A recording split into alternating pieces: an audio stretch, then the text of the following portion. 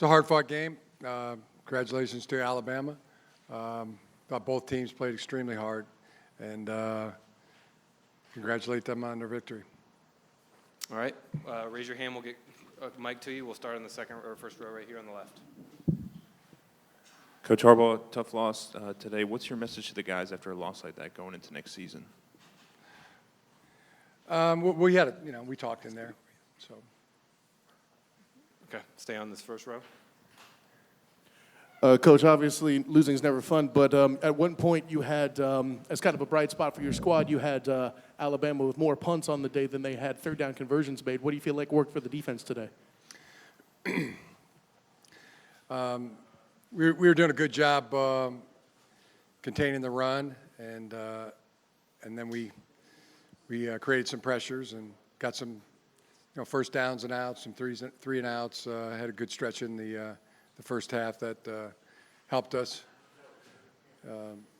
Second, and then we had some big plays and weren't able to get the turnovers. Ultimately, they made some really big plays, made some really good plays. Some outstanding catches and throws. All right. We're going to go one row back on the left. Coach. Jordan Glasgow is going to join us as a player. Coach, can you talk about some of the senior leadership? Obviously, a loss is devastating to these guys. They want to go out and win. But can you talk, maybe share a story with us about how these guys matured, not only on the field, but off the field as well, and what they meant to your program? Yeah, I mean, it's a tremendous group of seniors. And that's something we talked about in the locker room. They're the kind of guys that have always represented the program extremely well, always played football the way it should be played, with great effort and passion and what they've done. I have great admiration for and appreciation for, and I want them to come back. I mean, this is a kind of senior group that as they go off onto their life's work, you really you want to see them again. You want to keep in touch. You want them to come back and visit and know them. It's that kind of group. We'll go front row far right. Jim, Quinn Nordine hit a 57-yarder that tied a school record and was right out, hit 3 field goals for you. Did they talk about his effort, particularly on that kick? Yeah, it was a tremendous kick. He'd been kicking the ball really well leading up to the game.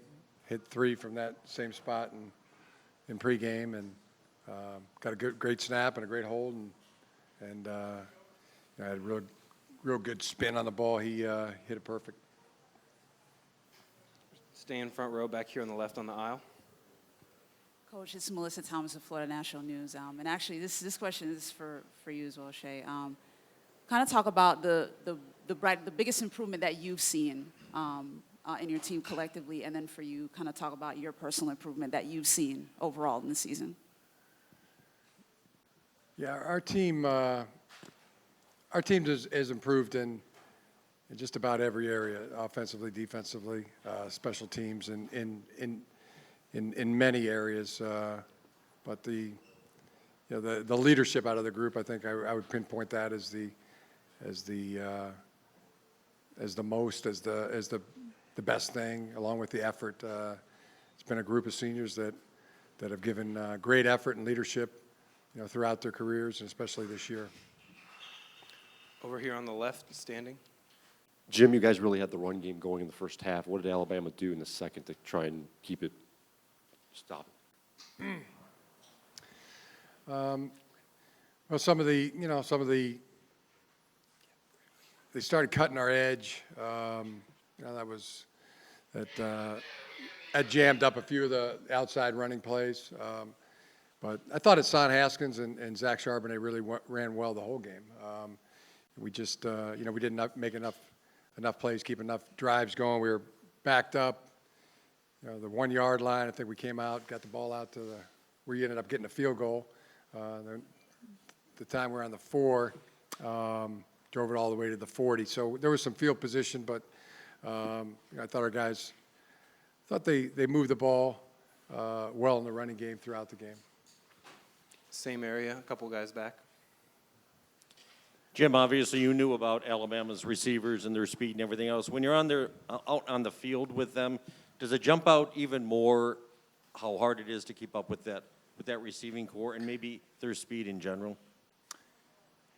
Yeah, it's an impressive group. Yeah, I would say that's as an impressive group you're going to ever see. They fast, but they also made the contested catches, made some great catches, ran some tremendous routes, and we were able to get behind us 2 or 3 times. We're going to stay on the left. Mike?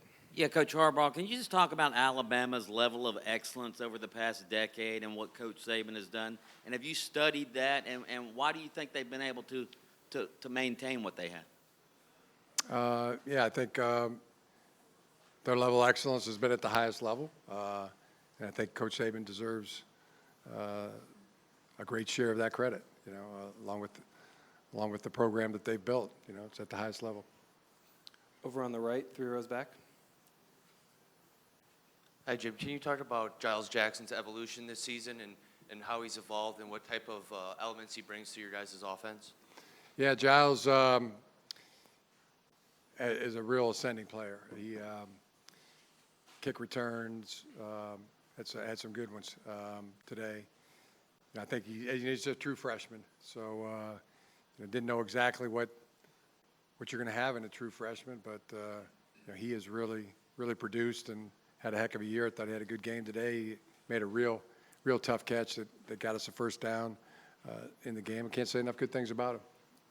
Back over front row left.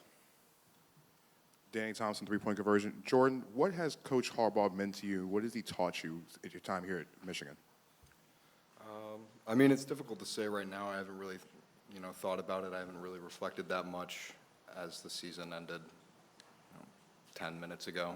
But, I mean, my experience at the University of Michigan and Coach Harbaugh led teams, my brothers have been on them, and I was on them for my entire 5 years. And it's been an honor to be coached by Coach Harbaugh, by a person who, wants to develop a person's character as well as their football skills. And it's difficult to put into words, but it's just been a pleasure playing for him and for the people that he's brought in. Over on the right, 4 rows back. Coach, this game, the final score didn't reflect how close this game really was all the way through. What was the turning point where Alabama was able to create some separation? Yeah, it was a very competitive game through the half. Into the fourth quarter, till really to about 6 minutes left in the game. Their ability to create the big play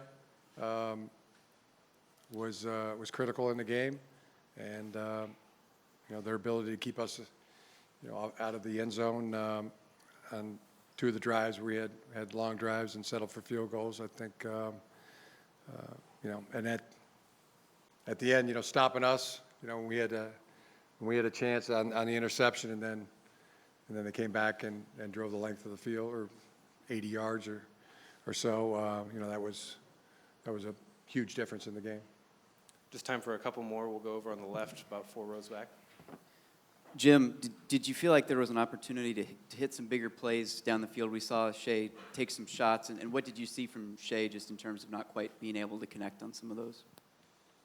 Yeah, there was. I thought there was some really good coverage on some of the shot plays. I don't know that he missed any open receivers. I thought he did. I thought Shea had a good game. I thought he did as much as he could in the game. Final question over on the left, 4th row. Right, I'm sorry.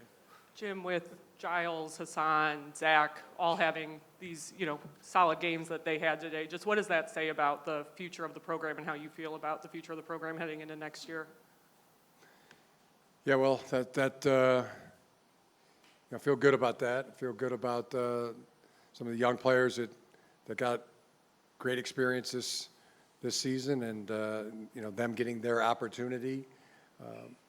going to work on that. I mean, you know, as Jordan said, the season just ended 10 minutes ago. So, but I know I'm going to be excited about it.